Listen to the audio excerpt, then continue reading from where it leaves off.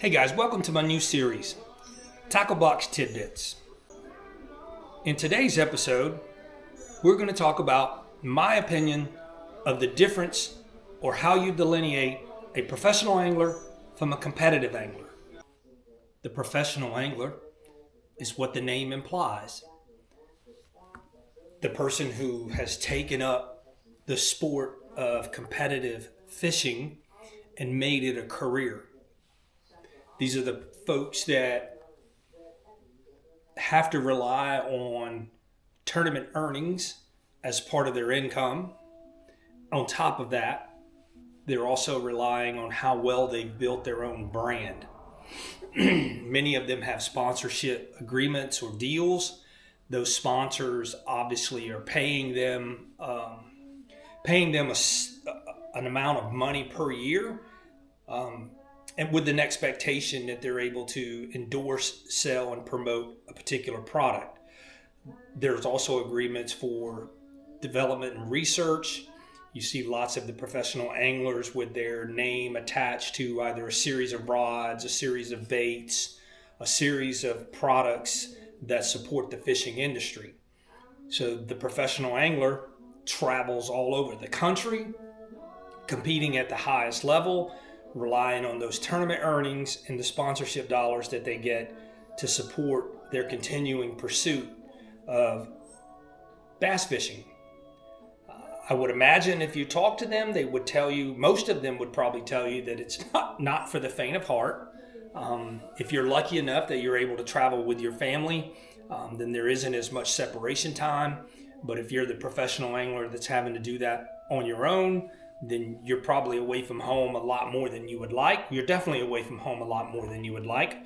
And your opportunities to return home are sporadically spread out through the competitive season.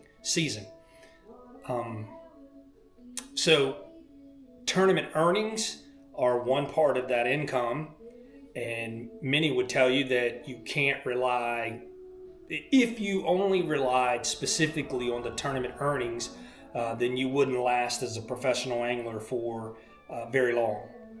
So how well you build yourself up as a brand has a lot to do with how much money you can make to support your continuing efforts in the professional angling pursuit.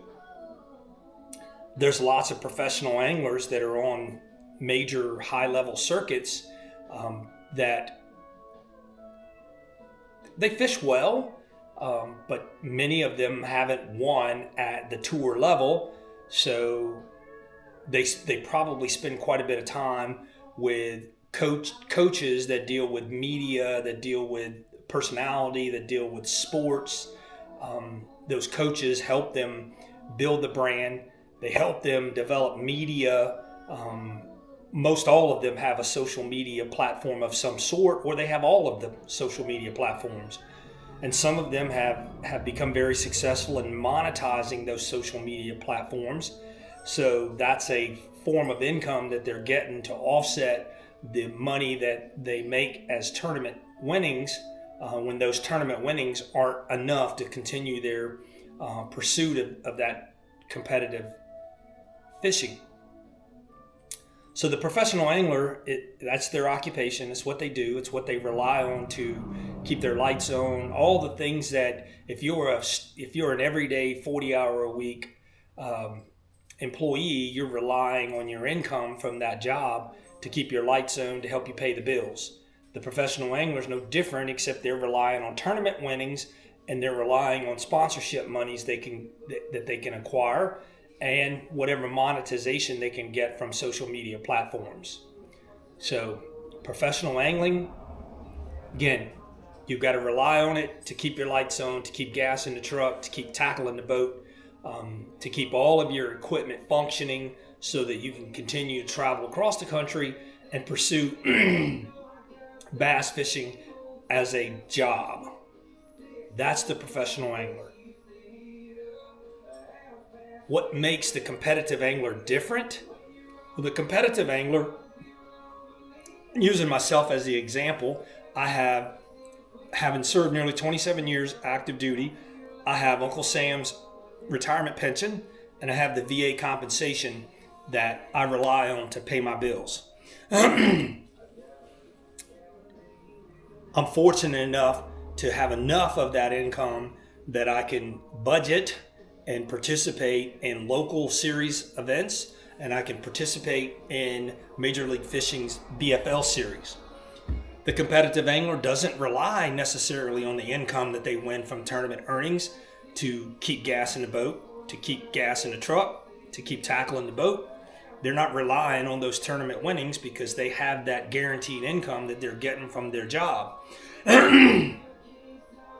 If you are working a 40-hour week as a competitive angler, then your opportunities to compete are kind of limited geographically, and they're limited by way of time, because putting 40 hours in at a job takes away a lot of your practice time. It takes away a lot of your travel time. So the competitive angler is fishing primarily on the weekends, and they're fishing local events. And in some cases, like I said, if you're fortunate enough to have the income and the time as a retiree, I don't have a job, so I'm able to plan my competitive season around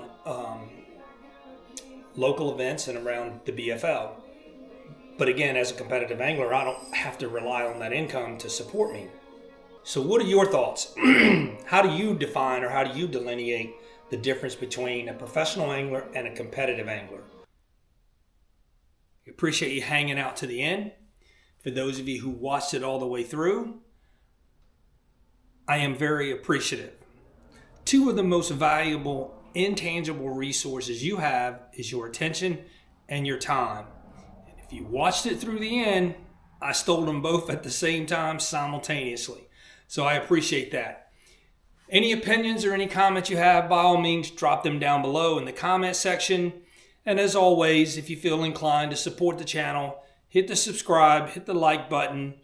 That way you get notified when I put up new content. Until next time, what's in your tackle box?